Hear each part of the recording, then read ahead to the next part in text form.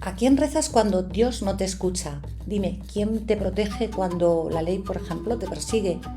¿Quién te entiende cuando tu vida no cabe en ningún altar oficial?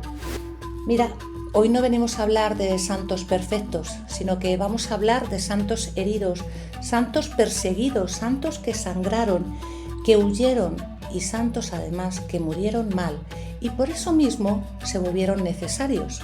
Por cierto, dale like ahora, no al final, porque este episodio, ya te lo digo yo, que no es cómodo. Es un viaje por la fe de los que no tienen sitio. Y suscríbete, porque aquí en Antrópica no perseguimos lo extraño, desciframos lo que revela sobre nosotros. Y eso, tú y yo sabemos qué es lo que estás buscando aquí.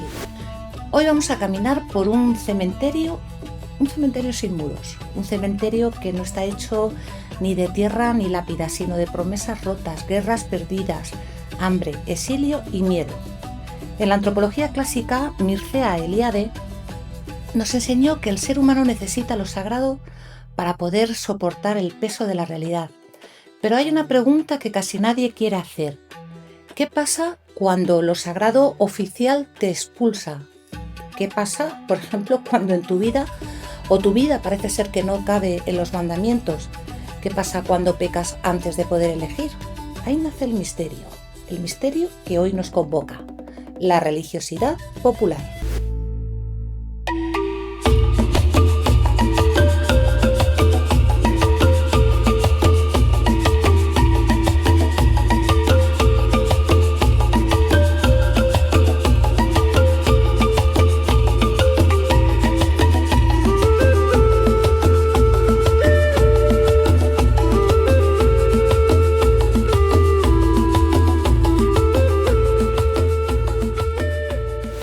No son santos de vitrina, ni tampoco, ya lo sabes, no son figuras pulidas por el mármol y el incienso caro. Son santos de barro, de sangre y de hueso. Figuras nacidas del dolor real, no del ideal. Son entidades que habitan lo que Víctor Turner llamaba la liminalidad, ese espacio entre la vida y la muerte, entre lo legal y lo prohibido, e incluso hasta entre la esperanza y la desesperación. Así que hoy no vamos a juzgar milagros, sino que lo que vamos a hacer va a ser diseccionar por qué el pueblo necesita crear sus propios dioses. Y si esto te remueve algo por dentro, compártelo, porque estas historias viven solo si se cuentan. Prepárate, este es el panteón de los que no pidieron permiso para existir. Nuestra primera parada es Corrientes, Argentina, una tierra donde todo parece teñido de rojo, el polvo que levanta el viento, las cintas que cuelgan de los árboles y desde luego la sangre simbólica que nadie ve pero todos sienten bajo la piel. El norte argentino de mediados del siglo XIX, la vida de los humildes se jugaba entre la guerra de la Triple Alianza y las sucesivas guerras civiles provinciales. Conflictos, la verdad que donde muchas veces los pobres eran carne de cañón y nadie les preguntaba si querían pelear. Esto debe sonar. Antonio Mamerto Gil Núñez nació en Mercedes, en una zona de habla guaraní conocida como Pai Ubre. Alrededor se supone de 1847 y en el ser una familia humilde y mestiza. Nuestro protagonista podemos decir que era un joven jovial, que había trabajado como peón rural, amante de las fiestas, habilidoso con el facón y capaz de imponerse con la mirada cuando era necesario.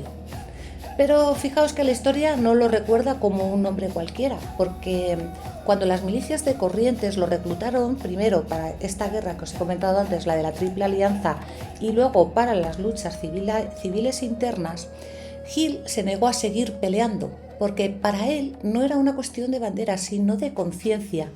Él no quería derramar sangre de sus propios compatriotas, ni ser tampoco un instrumento más al servicio de la violencia. Así que desertó y pasó a vivir al margen de la ley, convertido en un fugitivo perseguido por las autoridades. Bueno, las versiones sobre lo que siguió varían. Algunas hablan de un romance conflictivo con una mujer mayor y además de una mayor posición social, que parece ser que despertó la envidia y el odio de un jefe policial. Otras lo pintan como un bandolero que robaba a los ricos para dar a los pobres, algo así como un Robin Hood, pero todas coinciden en el final. Hill fue capturado a unos 8 kilómetros de Mercedes, cargado como un traidor y colgado de un árbol de espinillo. Allí lo mataron degollándolo en enero de 1878. Pues fijaos, antes de que la hoja del cuchillo tocara su piel, Hill dijo algo que desconcertaría a su propio verdugo. Le señaló que su hijo estaba gravemente enfermo y que si quería que el niño sobreviviera, debía rezar invocando su nombre, el de Gauchito. El gesto, pues hombre, os podéis imaginar que en ese momento sonaba a delirio o incluso hasta como si fuera un desafío final, ¿no? Pero hasta, ¿qué fue lo que pasó? Pues que al regresar a su casa, el ejecutor, fijaos que se encontró a su hijo agonizando. Así que en desesperación cumplió las palabras del condenado y el niño sanó. Bueno, este acto real o percibido como milagro fue el origen del culto. Mucho después, en Mercedes, se construiría uno de los santuarios populares más visitados de Argentina, donde cada 8 de enero, es decir, acabamos de pasarlo, miles de peregrinos, campesinos, camioneros, trabajadores urbanos y familias enteras llenan el terreno con ofrendas. Ofrendas como velas, botellas de vino, cigarrillos, rosarios y cintas rojas, el color que identifica al gauchito y a las fuerzas políticas de su tiempo. Antonio Gil no fue santificado por el Vaticano, evidentemente. No aparece tampoco en ningún santoral oficial, así que no lo busquéis. Pero para millones de argentinos, tanto rurales como urbanos, se convirtió en un protector real. El patrón, fijaos, de los que viajan por rutas inseguras, de los que no tienen justicia ni poder, de los que sienten que el sistema pues realmente les ha fallado. Y es una figura a la vez rebelde y protectora, imposible de ignorar en la cultura popular argentina. Ahora vamos a cruzar al desierto de San Juan. Y el desierto no es solo un paisaje, es toda una prueba. El viento quema, la tierra se abre, el horizonte no promete nada. Allí caminó Deolinda Correa, siguiendo a su marido, que había sido reclutado a la fuerza por las milicias. Desde luego no iba por valentía ni por épica, olvidaos, iba porque no sabía hacer otra cosa, sino que seguirle, ¿no? Iba con su hijo en brazos, con lo poquito que tenía y con la fe mínima de que el amor alcanza para cruzar la nada. Pero la nada, chicos, no perdona. El agua se acaba, el cuerpo se vacía y Deolinda cae en algún punto sin nombre del desierto cuyano. Muere de sed y cuando los arrieros la encuentran, ven primero lo imposible. El bebé sigue vivo, sigue mamando de un pecho que según toda lógica debería haberse secado. La muerte no logró cerrar ese cuerpo. La maternidad se negó a obedecer pues toda la biología. Así que es evidente que la historia en ese momento empieza a caminar sola. Los hombres cuentan lo que vieron, otros lo repiten, el desierto que siempre quita, esta vez dejó algo. Así nace la difunta Correa, y no como santa, sino como herida que no cicatriza.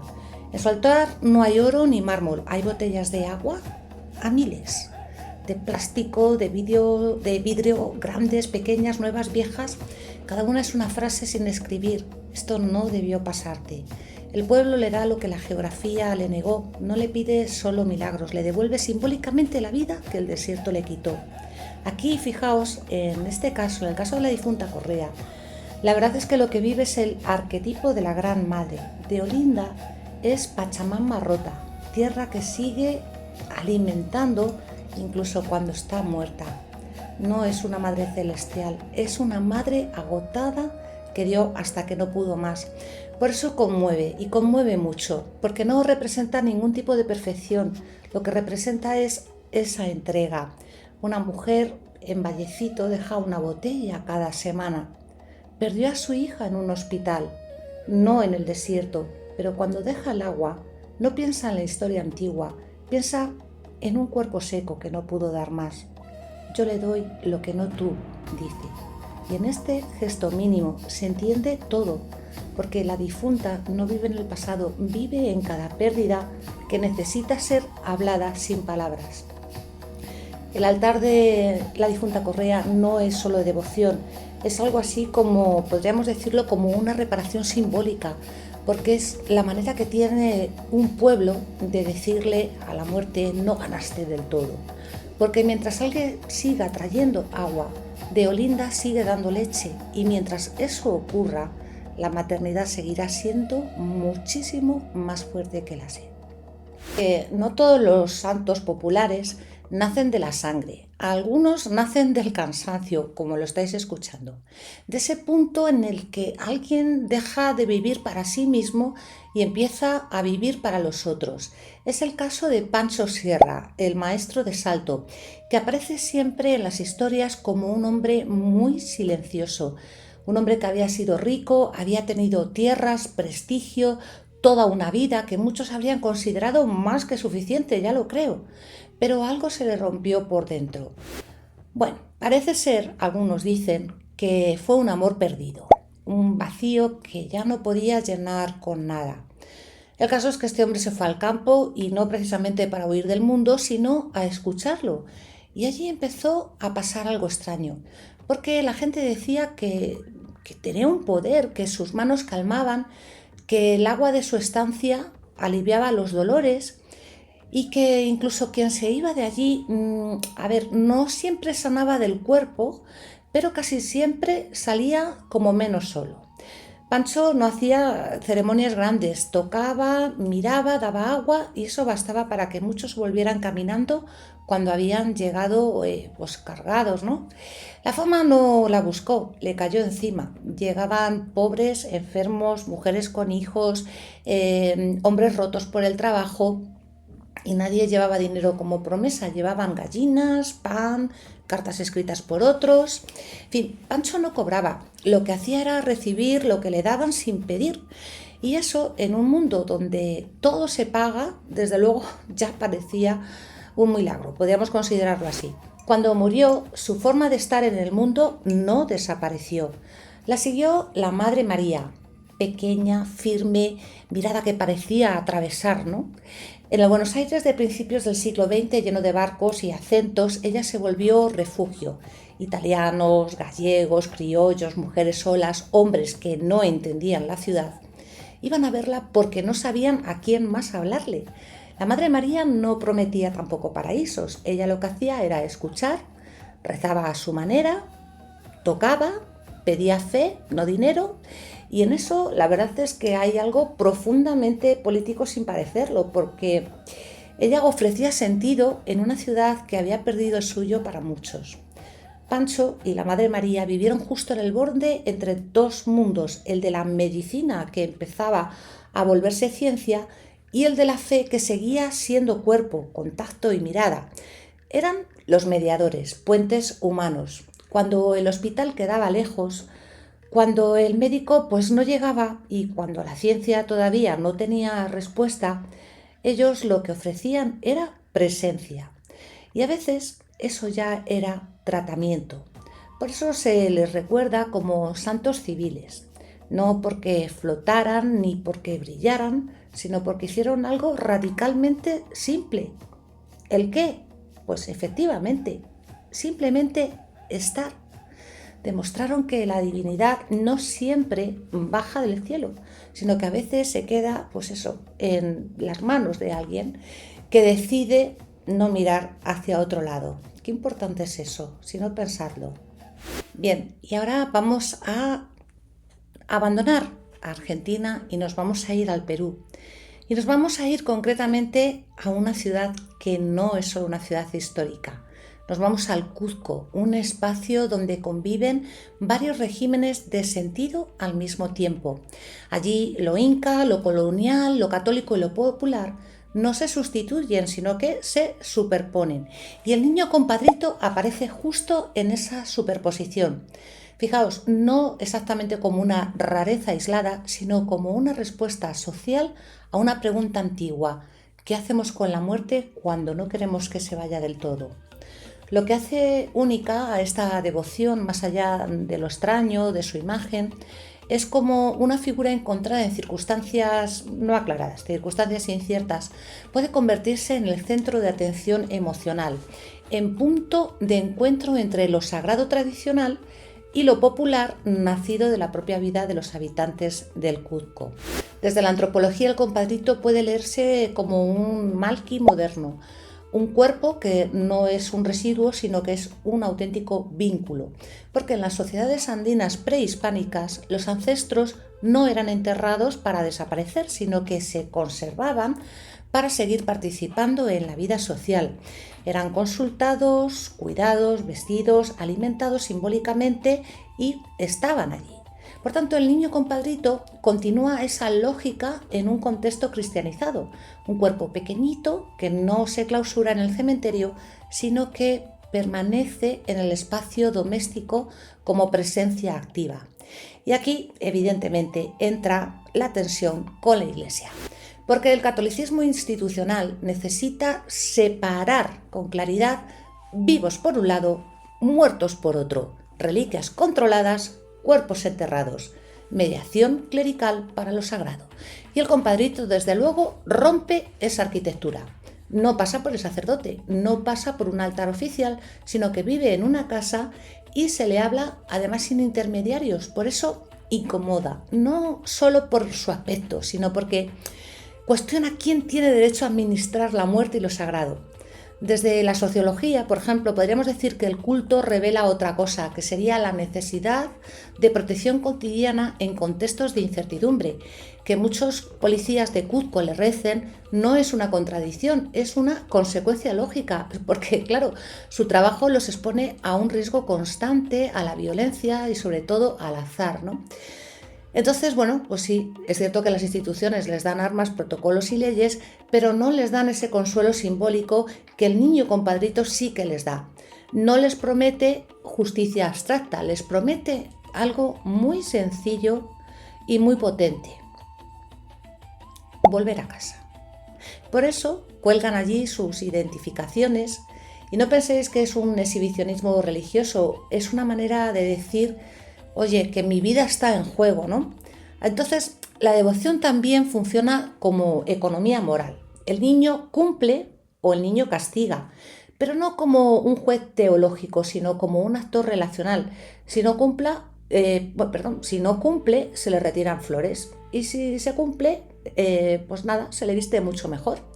Y esto a lo mejor os puede parecer algo infantil, pero de verdad créeme que no es infantilismo, es una forma muy concreta de gestionar expectativas en un mundo donde las instituciones prometen mucho y cumplen poco. Compadrito no promete un orden perfecto, lo que promete es una relación.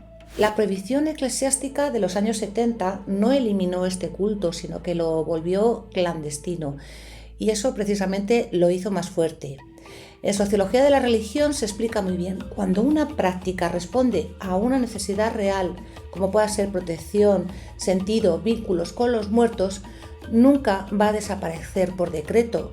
Cambiará de forma, se podrá esconder, se podrá adaptar, pero desde luego la clandestinidad no la debilita, al contrario, la legitima ante sus propios fieles como una fe perseguida. Como digo, el niño compadrito no es solo una extrañeza, es una devoción extraña, es un síntoma social. Muestra que que la muerte no es solo un hecho biológico, sino un problema político y cultural.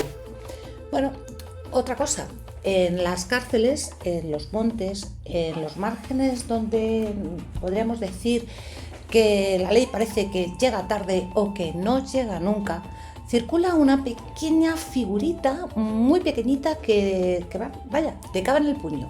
Está tallada muchas veces en hueso humano, otras veces en plomo, en madera negra, en metal pesado, y la llaman San la Muerte. No tiene un rostro amable, porque no sonríe, y ni tampoco te promete consuelo. Promete algo más simple y más duro: que no te dejes solo cuando todo se vuelve peligroso. Nadie sabe exactamente cuándo empezó a caminar su nombre. Algunos dicen que viene de cruces antiguas entre creencias guaraníes, catolicismo colonial y quizá también saberes clandestinos de frontera. Otros dicen que nació en las prisiones, donde la muerte no es metáfora, sino que es vecina. Lo cierto es que San la Muerte no baja de los altares oficiales, sino que sube desde el suelo, desde la celda, desde la fuga y desde la noche. Sus devotos no le van a pedir ser mejores personas, le piden ser leales, porque en los mundos donde se lo invoca, la moral no se mide por virtudes abstractas, sino por pactos. Si prometes algo a San la Muerte, tienes que cumplir. Si no cumples, él cobra, así de fácil. Así lo dicen y así se cuenta. No como una amenaza mística, fijaos, sino como una regla social. Los pactos se respetan porque si no, todo se desarma. Se dice que algunos roban bendiciones a los curas para cargarlo de poder. Pero no lo entendáis como una burla, sino como un acto de apropiación. Si la gracia no baja a los márgenes, se la trae a la fuerza. Así que se toca una hostia consagrada, una imagen bendecida, como digo, un objeto consagrado también, y se le pasa por la figura. Y no es herejía para quien lo hace, es una supervivencia simbólica, es llevar esa protección donde la Iglesia no camina. San la Muerte vive en bolsillos, en colchones, cosido a la ropa interior, escondido bajo la lengua en peleas o asaltos. No se muestra, siempre se guarda porque es personal. Es un pacto privado. Podríamos decir que compañía invisible cuando nadie más acompaña. En la cárcel a algunos lo llaman el único juez que no se vende, porque el juez de carne puede corromperse, el policía puede mentir, el abogado puede fallar. La muerte no, llega igual para todos, por eso se vuelve justicia última, y no porque sea buena, sino porque es segura. Desde la antropología, San la Muerte no es solo una imagen, es un absoluto contrato, y no entre un fiel y Dios, sino entre el miedo y el control. Porque si todo es incierto, al menos el pacto es claro, yo te doy fidelidad, tú me das compañía cuando la noche se cierre. Por eso es muy incómodo, porque no habla de bondad, sino de lealtad. No habla de salvación, habla de sobrevivir. No habla de moral, habla de límites. Y en ese espejo oscuro se ve algo que la sociedad prefiere no mirar. Y es que cuando la justicia falla, pues la gente inventa otra, por muy terrible que sea, aunque sea mortal, aunque tenga forma de hueso. No sé, ¿crees tú que estos cultos son una forma de justicia o son solo desesperación? Me gustaría saber qué es lo que opinas, así que te leo abajo. Volvemos a Perú, a Callao. Un puerto, pues ya imaginaros, polvo, ruido y mezcla de todo. Allí murió Sarita Colonia en 1940 cuando contaba apenas 26 años. Muy pobre, enferma y casi invisible para la historia oficial. Sarita Colonia no dejó templos ni tampoco órdenes religiosas. Dejó algo más frágil, dejó memoria. Su tumba empezó a llenarse de flores y cartas porque la gente sentía que Sarita entendía lo que otros santos no eran capaces de mirar o de entender, que era el cansancio de llegar a una ciudad que no te espera. Sara Colonia nació en Huaraz, en los Andes, y bajó a Lima como bajaron miles, buscando trabajo, techo, futuro, ya sabéis. Llegó con acento, con ropa distinta, con piel que la ciudad marcaba como otra. Murió joven, pero su historia no terminó ahí. Los migrantes comenzaron a hablarle como a una igual, no como una reina del cielo, sino como una muchacha simple, normal, que había pasado exactamente por lo mismo que estaban pasando ellos. Por eso veréis que su imagen no está en vitrinas, está en los parachoques de los autobuses, en las combis, en los taxis, en los puestos del mercado, está por todos sitios, porque Sarita viaja con los que viajan. Para muchos migrantes andinos en Lima, Sarita es un espejo. Fijaos, es chola, es pobre, es joven, es frágil y no les exige cambiar para merecer protección, porque la santidad funciona, en este caso, como una defensa simbólica frente a lo que sería el desprecio cotidiano, las burlas por el acento, la sospecha sobre el cuerpo, la humillación laboral. Rezarle a Sarita Colonia, es decir, mi forma de ser, también merece cuidado. Pero Sarita no se quedó solo en la fe, Fijaos que se volvió en un icono pop. Aparece en todos sitios, en murales, grafitis, camisetas, carteras, tatuajes, en canciones de rock, de cumbia, de música chicha. Su rostro se reinterpreta con colores fuertes, estética urbana y mezcla de lo sagrado y lo callejero. De hecho, para muchos jóvenes, Sarita no es solo santa, es algo así como una bandera, la bandera de los barrios de los que no entran en esa Lima elegante. Entonces, yo creo que es una figura que cruza diferentes cosas, cruza la religión, cruza la identidad y además también la cultura popular. Sarita se representa como una santidad sin pedestal, vive en ese tránsito en movimiento, está en los autobuses, que lo he dicho antes, porque la vida del migrante es eso, ¿no? Es algo así como un trayecto eterno. Y además no pertenece del todo a ningún sitio. Desde la antropología podríamos decir que su culto es una respuesta a la fractura identitaria. Cuando la ciudad te borra, tú te inventas además te tienes que inventar una figura que te pueda devolver el rostro. Esa es Sarita Colonia.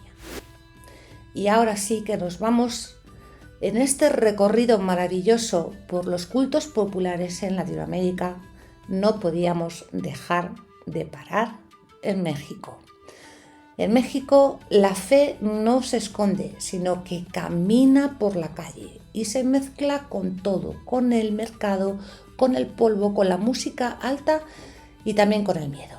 Allí aparecen dos figuras que no nacen de la calma, sino que nacen de la tormenta, de la intemperie. Son Jesús Malverde y la Santa Muerte.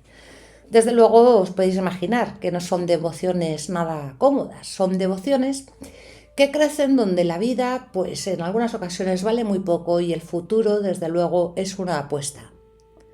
En el caso de Jesús Malverde, nace como historia antes que como imagen, porque es otro Robin Hood. Dicen que robaba a los ricos para ayudar a los pobres, que protegía también a los perseguidos, que conocía perfectamente los caminos secretos de la Sierra de Sinaloa. Dicen que fue traicionado, capturado y colgado. Como pasa con todos los bandidos sociales, la historia se vuelve leyenda porque responde a una necesidad. Alguien que haga justicia cuando la justicia no llega, ya lo hemos dicho. Por tanto, Malverde no es un santo del orden, es un santo del desequilibrio. Protege al que no tiene protección, ayuda al que no puede esperar. Por eso, su altar no está en las catedrales, está en las cantinas, en todas las casas humildes, en negocios pequeños, en talleres y en cuartos donde digamos que se duerme muy poquito, ¿no? ¿Qué es lo que le va a llevar la gente? Pues mirad, lo normal que tomaría este santo. La gente le lleva pues cerveza, tequila, billetes doblados, fotos de familiares, balas gastadas, rosarios mezclados con objetos de trabajo. No podemos decir que sea una liturgia elegante, es una negociación directa. Cuídame, ayúdame, déjame volver. Malverde, desde luego, no exige pureza, lo que exige es recuerdo, que no lo olvides cuando te fue bien. Con el tiempo, su figura se asoció al narcotráfico, no porque lo pidiera, sino porque el narco ocupaba el lugar social que antes ocupaban otros márgenes, el del fuera de la ley con un poder real. Muchos narcos lo rezan porque ven en Malverde a alguien, una figura lo suficientemente potente para entender el riesgo, para entender la traición y la muerte repentina. Pero no solo ellos, también lo rezan comerciantes, transportistas, migrantes, gentes que viven de moverse en zonas donde el peligro desde luego es cotidiano. La Santa Muerte, fijaos, al contrario, aparece como algo muy distinto, pero también podríamos decir que al mismo tiempo cercano. La verdad es que no tiene biografía clara, no fue persona, es una figura. Es un esqueleto con túnica, es guadaña, es un reloj sin números y viene de mezclas antiguas, muy antiguas, de la muerte prehispánica, de iconografía europea, de devociones populares y del miedo a lo cotidiano. Tengo que deciros que hasta donde yo sé, nadie la fundó oficialmente. ni tampoco, evidentemente, nadie la autorizó, sino que fue creciendo en patios, en casas y en esquinas. La gente la viste, le cambia el color según lo que pide. Rojo para el amor, dorado para el dinero, negro para la protección y blanco para la paz. No es un símbolo abstracto, es una auténtica herramienta porque es mediadora. Con ella no se habla en términos de salvación eterna. Ya estáis viendo que todos los santos populares, todas estas devociones populares que estamos analizando hoy, ninguno promete la salvación eterna. Todos hablan en términos urgentes, la Santa Muerte también. ¿Qué le vamos a decir? Protégeme, no me entregues hoy, déjame cruzar, cuida a mis hijos si no vuelvo. Muchos la llaman la niña blanca, la flaquita, la madrina. Es muy familiar, es cercana y se le habla como alguien que desde luego te entiende, porque entiende, no juzga, no pregunta, no moraliza, sino que recibe. Y eso, para quien vive en un mundo que juzga todo el tiempo, es un auténtico descanso. ¿Por qué un sicario reza? ¿Por qué? Pues porque no es de piedra, porque también tiene miedo, porque sabe que su vida no va a durar y porque necesita creer que alguien lo acompañe aunque nadie lo perdone. ¿Por qué también podríamos pensar, por qué una madre de barrio reza la Santa Muerte? Porque su hijo sale cada noche y ella no puede protegerlo con las manos y con su presencia. Necesita otra cosa, algo que camine donde esa madre no llega. La Santa Muerte es la democracia de la tumba.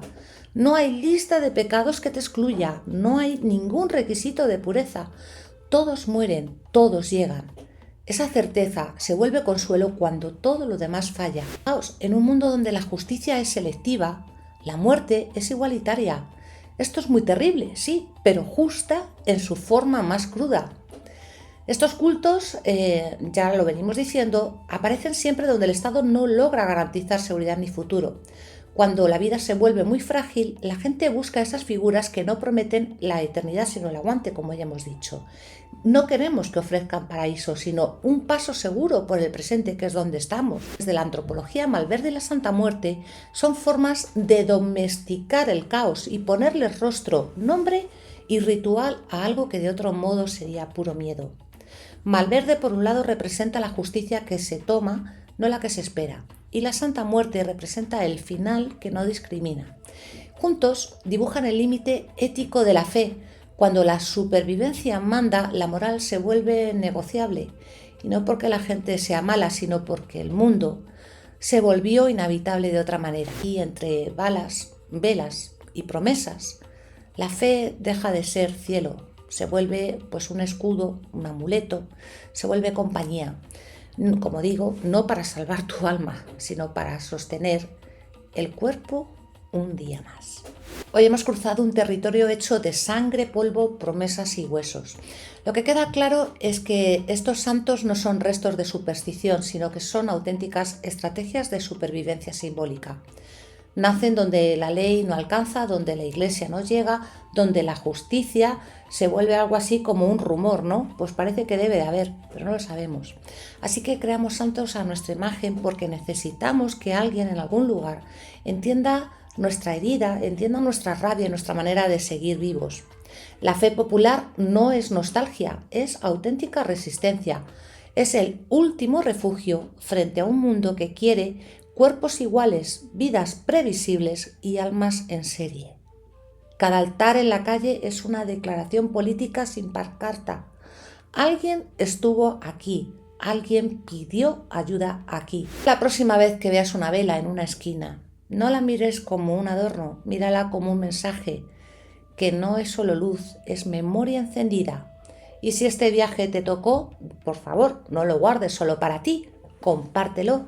Escríbeme en los comentarios desde qué lugar miras tú estos altares. Suscríbete a Antrópica si quieres seguir caminando por estas fronteras donde la fe, la herida y la cultura se cruzan. Porque mientras estas historias se sigan contando, nadie que encendió una vela habrá sido olvidado. Ya sé que cada uno de estos santos tiene un capítulo entero. No sé si te gustaría que dedicara el tiempo o dedicara un capítulo a uno de ellos en concreto. Por eso necesito que me comentes y que me hables porque quiero saber qué es lo que te gustaría escuchar. Y con esto pues terminamos el capítulo de hoy. Muchas gracias y nos vemos en el siguiente capítulo de Antrópica.